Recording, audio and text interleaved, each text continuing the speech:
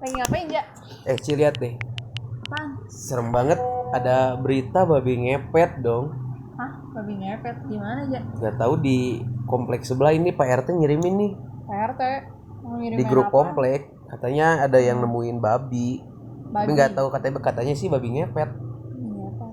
Tahu nggak babi ngepet? Tahu. Yang nyari duit. Gue jaga lilin, gue nyari duit gitu. Enggak lah. Katanya ini nih ada yang nemuin nggak tahu ini, katanya Pak RT dapat info dari Bu Rini. Bu Rini. Tahu gak Bu Rini? Nggak tahu kan? Emang bener itu babi ngepet? Nggak tahu sih. Masa sih? Ini kan ada fotonya, ada buktinya. Iya, nanti kamu ngerti hoax gak sih? Ngerti, tahu. Meskipun ada fotonya juga, itu bisa aja direkayasa saja. Sini, aku jelasin deh. Coba. Aku jelasin dulu ya. Coba kamu perhatiin, di sini ada 2 gambar, kamu pilih yang mana? Yang mana ya? Kiri apa kanan? Gak tahu deh, bingung. Yaudah, sini aku kasih tahu dulu apa sih hoax itu. Hoax adalah informasi yang tidak benar, tidak sah, dan belum dapat dibuktikan kebenarannya dalam suatu informasi. Gitu, Ja. Gitu, Ci.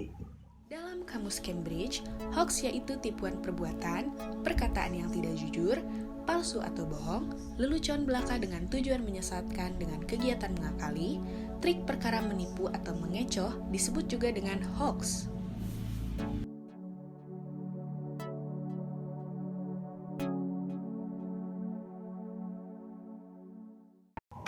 Oh, kayak gitu, Ci. Iya, Ja, kayak gitu. Terus cara ngeceknya biar beritanya tahu bener gimana? Nah, cara kamu recheck suatu berita itu biar kamu nggak kena hoax, kamu bisa 1. Mengecek situs web terlebih dahulu. Dalam memilah berita, kita harus mencermati tautan yang dimaksud, apakah menggunakan domain blog atau media berita resmi. Kita jangan sampai terkecoh karena banyak juga berita hoax yang menggunakan tautan mirip dengan media berita resmi. Dilansir dari Dewan Pers, di Indonesia terdapat sekitar 43.000 situs yang mengklaim sebagai portal berita. Namun yang sudah terverifikasi sebagai situs berita resmi tak sampai 300. Itu artinya ada potensi berita hoax tersebar di internet.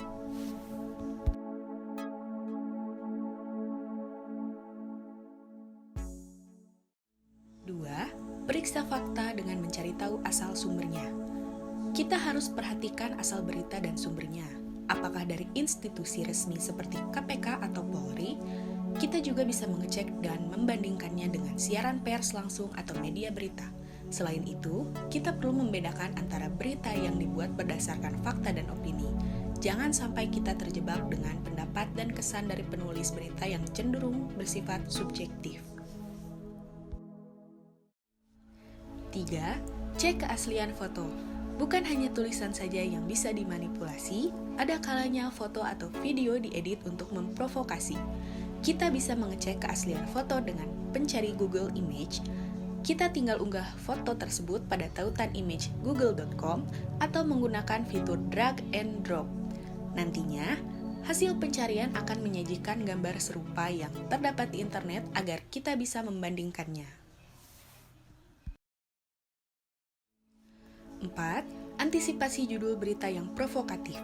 Judul yang provokatif sangat marak digunakan bagi penulis artikel untuk meningkatkan kunjungan atau tanggapan di media sosial maupun media massa elektronik lainnya, sehingga tidak jarang pembaca segera tergiur untuk membaca, padahal belum tentu berita tersebut benar adanya. Untuk menghindari berita hoax jenis ini, pembaca disarankan untuk mencari berita yang sama dari sumber yang lainnya.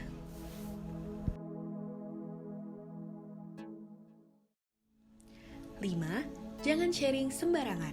Di era sosial media seperti sekarang ini, setiap orang cenderung ingin menjadi sumber pertama yang menyebarkan berita, dan inilah yang membuat kita jadi tanpa pikir panjang langsung share berita yang diterima. Sebelum kamu putuskan untuk membagikan, ada baiknya untuk memastikan kebenarannya.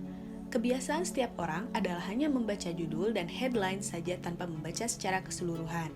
Sebelum kamu sebarkan, ada baiknya kamu cek sumber lain ataupun diskusikan dengan teman terdekat dan membacanya terlebih dahulu secara menyeluruh.